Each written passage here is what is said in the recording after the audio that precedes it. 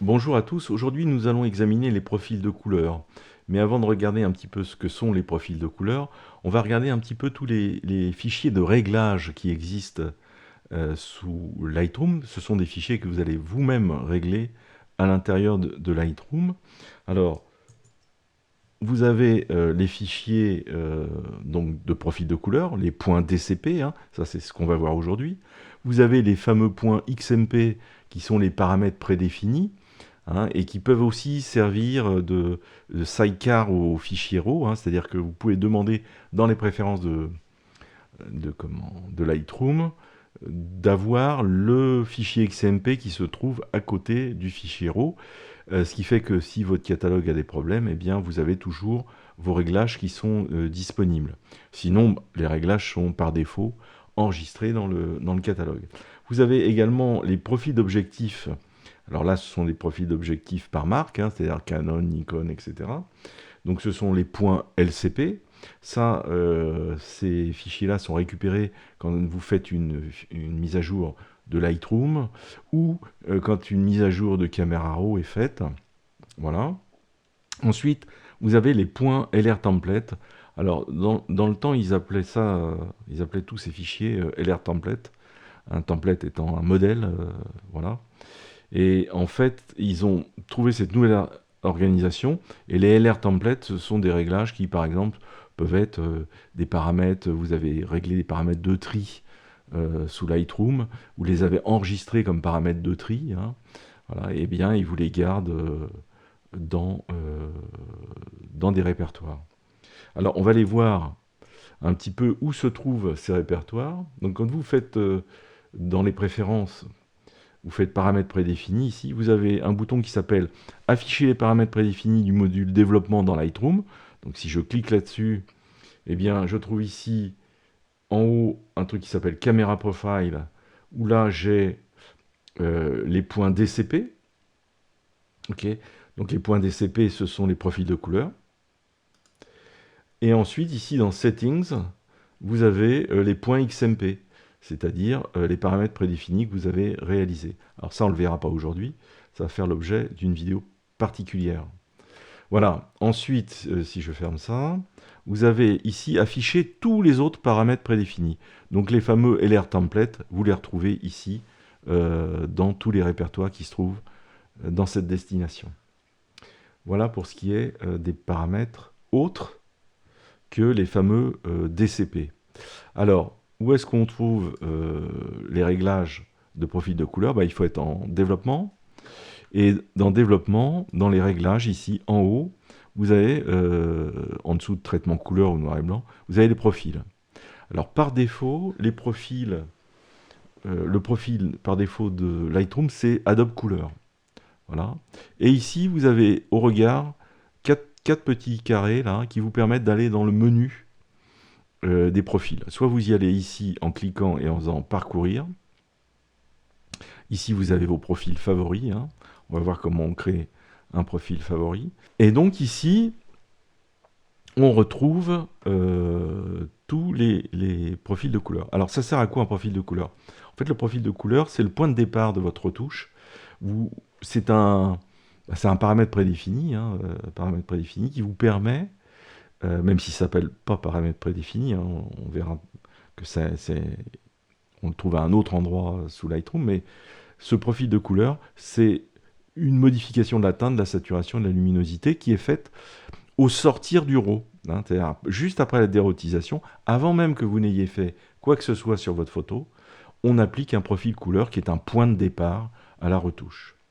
Alors ici, vous avez le petit plus en haut, hein, vous pouvez cliquer dessus, vous pouvez importer les profils, et puis vous pouvez gérer les profils. Alors je vais cliquer sur gérer, et donc là on retrouve toutes les catégories de profils. Vous avez les profils fournis par Adobe Camera Raw. Camera Matching, ce sont les profils qui sont mis à jour dans Camera Raw et dans Lightroom. Les profils, ce sont les profils que vous avez créés vous-même. Hérités, ce sont des profils qui, au fur et à mesure des mises à jour de Lightroom, ont été récupérés.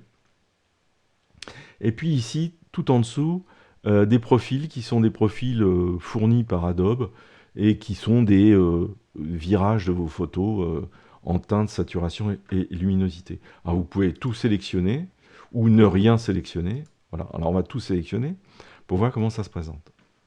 Ici, sur le côté, donc, j'ai les 3 plots, donc les favoris. Alors les favoris, c'est tout simple, hein, vous avez une étoile. Si je me mets ici sur un profil qui n'est pas étoilé, comme enfin étoilé, j'ai Adobe Couleur. Si j'enlève le profil, il me suffit de cliquer dessus et puis de le remettre comme ça pour être dans les favoris. Voilà. Et je vous montrerai après comment gérer ce panneau-là de manière à ce que ça soit le plus simple possible.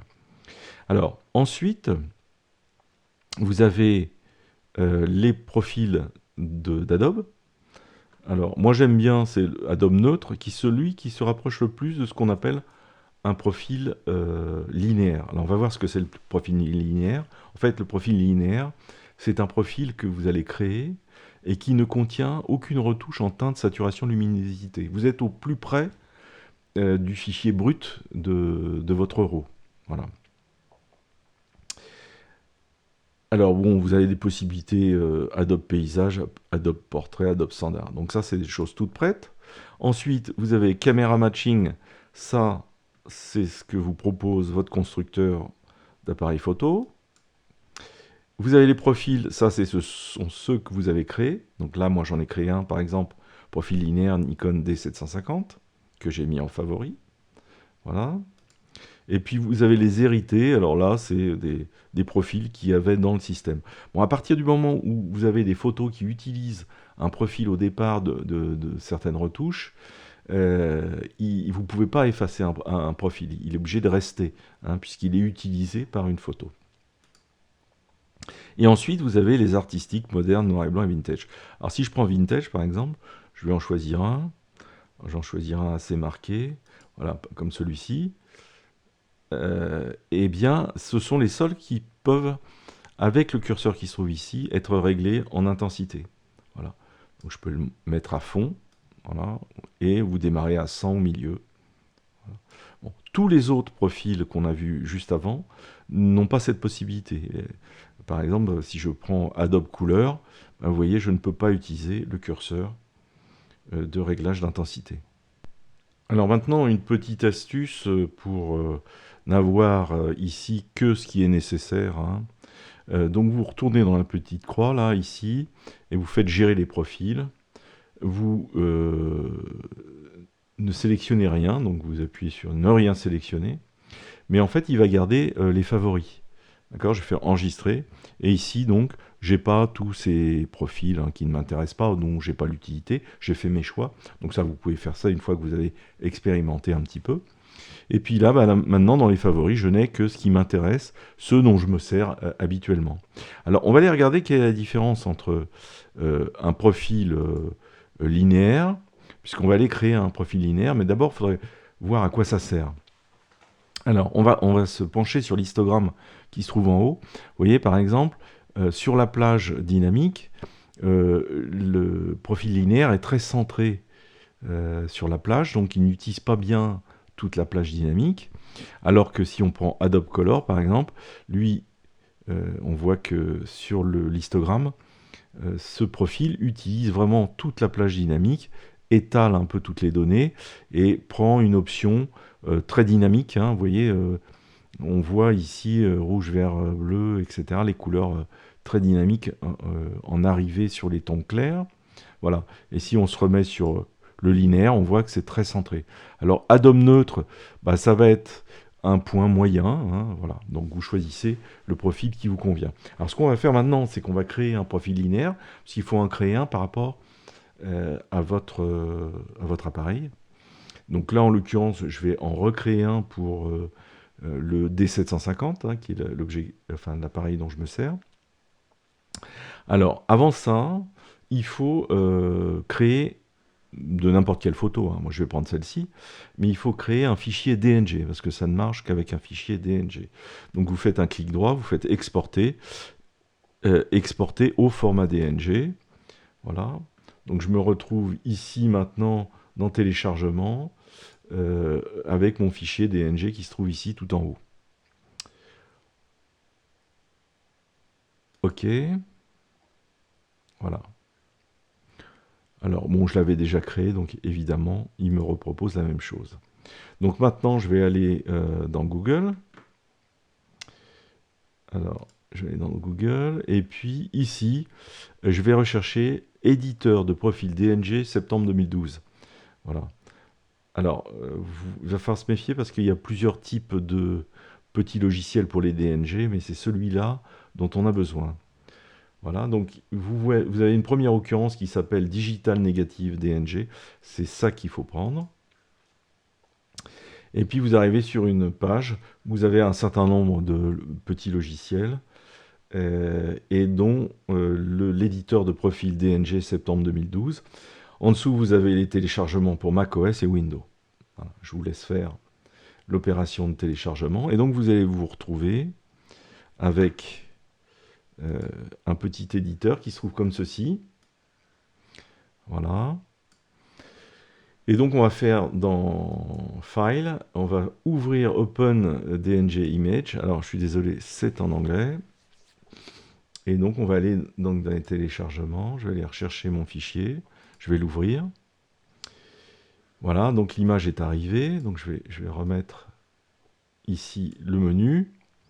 Et puis, alors, à partir d'ici, vous allez chercher dans View, vous allez chercher Edit Tone Curve.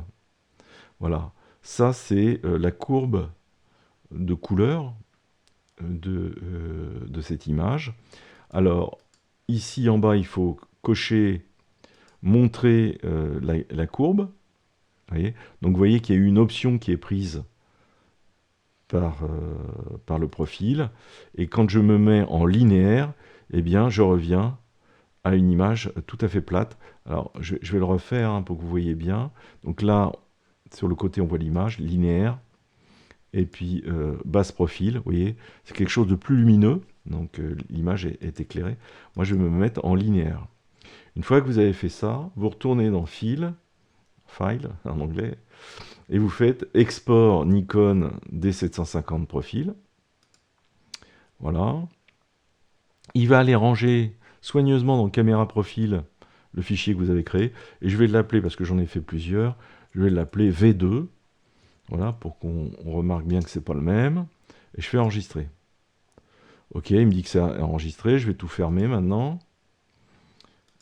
Je vais quitter DNG Profil Editor, je ne vais pas sauvegarder, et je vais fermer Lightroom classique pour redémarrer, qu'il charge le profil. Voilà. Et maintenant, je vais relancer Lightroom. Hop. Voilà, et on va pouvoir aller voir où se trouve le profil. Voilà, on est revenu donc dans Lightroom, et si je vais dans Adobe, parcourir, alors vous faites soit parcourir ici, soit vous avez les 4 petits carrés qui se trouvent ici, qui vous emmènent également au menu. Donc je me retrouve ici, avec alors, les favoris, mais en fait, il a été me le classer dans les profils. Donc comme je les ai empêchés d'être exposés, il faut qu'ici j'aille cocher profil. Alors je peux tout resélectionner éventuellement, hein, mais en fait il est là dans profil, donc je fais enregistrer. Ici dans profil, je retrouve bien Nikon D750 V2, voilà, qui est le profil linéaire de mon appareil photo. Alors, quel est l'intérêt de repartir d'un profil linéaire? En fait, sur certaines retouches, on a besoin d'une photo très plate au départ, et qui n'ait pas été commencé à être retouchée par Adobe. Et dans d'autres cas, on sera très content d'avoir Adobe Couleur ou Adobe Standard. Moi, j'utilise beaucoup Adobe Neutre et Adobe Standard. Voilà, pas trop Adobe Couleur, je trouve que c'est un petit peu trop fort. Mais en fait, à partir de ce moment-là, vous allez créer votre image, donc il n'y a rien définitif en fait à prendre un profil de couleur plus qu'un autre, puisque derrière vous allez refaire des modifications sur la teinte, la saturation, la luminosité, etc.